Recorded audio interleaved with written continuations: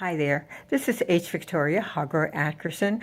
I'm an author and a writer, and I would like to use this time to talk to you about my books and about my writing. So, today we are going to continue the series on Stones Along the Path. We kind of discussed that uh, over the last week or so. So, now I'd like to introduce you to part two of Stones Along the Path. These are my first two books. The book cover was done by my brother, Louis Hargrove, and he did a fantastic job. This is one of my favorites. So I want to give you sample of what it's like to read this book because it's fascinating. It's really fascinating. And it brings in parts of Africa that we really don't talk about, which is the Bushmen and their culture, their family structure, their parenting skills, things of that sort, which I think are very fascinating. And also how they relate to the environment. So it's a really great one. And oh, I just want to say, I have behind me my favorite hobby here. I love to collect black Santas, and I've already started collecting them and putting them out. And I'm still decorating my Christmas tree and getting everything situated, okay? So we're a work in progress here. So here we go. I'm going to be reading from part two because I want you to hear a sampling of one person's experience in the Kalahari with the Bushmen. Now remember, the Bushmen are a nomadic tribe. They usually travel seasonally from the rainforest to the desert, depending on the environment and the conditions. So, but this is something that this is a annual trek that they do. So, this person encounters them and is very fortunate that he did. Okay, so I'll begin my reading. All right. It was his father, Karume, who saved my life when he found me in the desert many years ago, a minute before circling buzzards and snarling jackals attempted to eat me alive. Many buzzards circled around me, landing on the ground near my body as I struggled to get away from the ugly, black, smelly beasts with their red lizard-like skin, heads, and neck.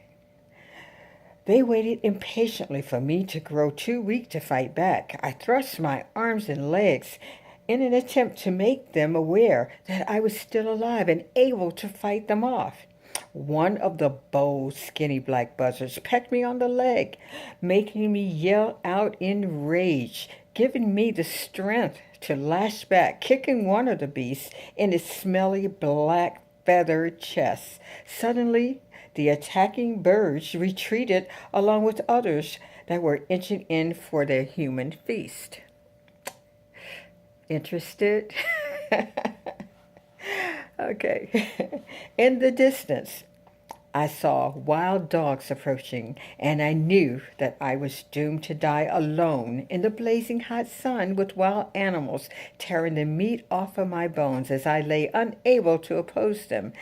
Just as I was drifting out of consciousness, I heard the birds scatter and saw a young boy standing over me.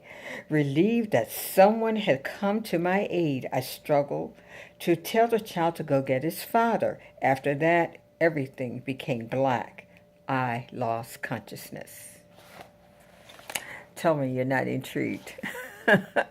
Go get this book. Now, this is really an interesting part of the writing process also because I use some personal experience that I had with buzzards in Brazil. I learned the hard way that the last thing you want to do is freeze up around buzzards, and they are gigantic. I had no idea how big these animals are. They stand like 4 and 5 feet tall. They are huge and they do smell. They are ugly and disgusting. So that part came from a real life encounter, I have to tell you that. But this story, and I think when I'm talking to people about writing from their personal experience, this is a typical example of how you integrate your personal life with your writing. Makes it real, doesn't it? Okay. It was dark when I awakened. As my vision cleared, I discovered that I was in the care of a village of small, smiling Bushmen. I was too weak to speak as I tried to thank them for saving my life. Karume, the man who had saved me, was pouring a bitter liquid down my throat. All the while he smiled and talked in a language filled with strange clicking sounds that I did not understand. Trying to sit up and survey my surroundings, I noticed a large campfire with women and children sitting around it. Their images were casting long shadows across the desert floor. I became dizzy as I tried to see what activities the little people were doing before I drifted off into a sound, dreamless sleep. Within days, my health returned, and I began to assist them as much as I could. In no time at all, I could hunt with the men for food and show my gratitude to them for saving my life. The weapons were as primitive and effective as their owners, with poison dots and spears, with crudely made knives. The little bushman knew how to track animals by reading the prints on the sand. They could tell the direction an animal was traveling by the hairs left on bushes and tree trunks. They could survey their surroundings by detecting odors in the air with their highly developed sense of smell. The Bushmen also had a keen ear, which they used to define their environment. When Karumi and I first started hunting together, we made up our own sign language to communicate back and forth. I tried to teach Karumi my language, but having no luck, I tried speaking English and found that the Bushmen knew a few words from their frequent encounters with travelers whom they assisted with tracking animals and searching for lost people.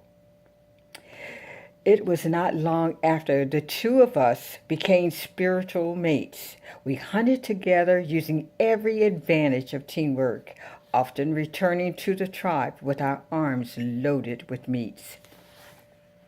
Isn't that wonderful? I love that. I love the thought of the Bushmen, because this is a tribe that is still a part of the African landscape. They are still the most brilliant and environmentally perfect people in the world because they use less of the earth resources than any other tribe. If they kill an animal, they use every part of that animal. Nothing is wasted. They have learned to be with our environment, and they do that better than anybody else. Their knowledge has yet to be tapped into. The extensive knowledge that they have is still amazing and baffling to many. So this is something you may want to read up on your own, because it's just a fascinating culture, and it's one of the richness that we seldom appreciate in our country here. So studying about other people is one of the things that I love about doing research, and I enjoy doing this. So, Stones Along the Path, this is a continuation of the evolution of Jessica's and Akinyele's family life. And like I said, we're going into the Kalahari. You have other experiences in the Kalahari about how these people live and how they also integrate others into their culture. So this is an exciting book. I really, really love it. So be sure to pick it up along with part 1. Now, when you get a moment, please do me a favor and go to my website, www.hvictoriahargroatkerson.com, and take a look at this. This is my latest book, Buttermilk Bottom.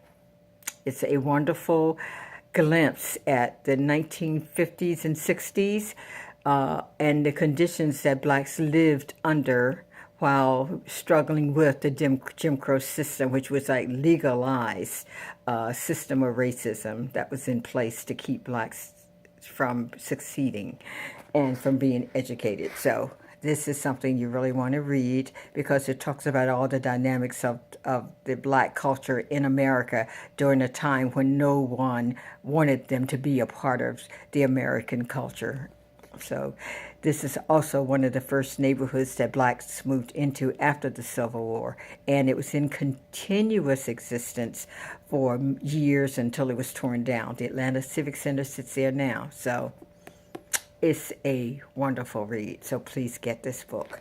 Now, as I said, go to my website, www.hvictoriahargroatkerson.com.